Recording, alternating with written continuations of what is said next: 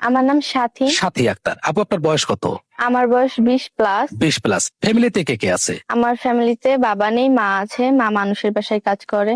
আপু বাবা কি ছেড়ে চলে গেছে না মারা গেছে? না, মারা গেছে। মারা গেছে। দুঃখজনক বিষয়। আসলে বাবা নামক বটগাছটি যদি কারো মাথার উপরে না থাকে, একমাত্র সে জানে বাবা হারার যন্ত্রণা কতটুকু। জি।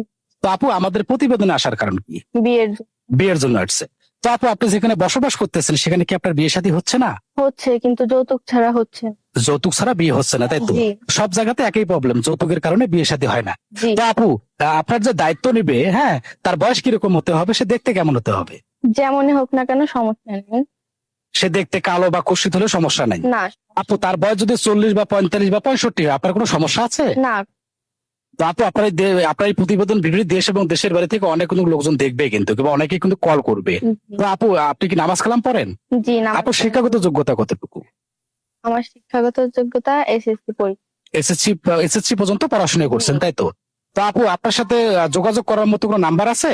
আপনাদের মাধ্যমে। আমাদের মাধ্যমে যোগাযোগ করতে হবে। জি।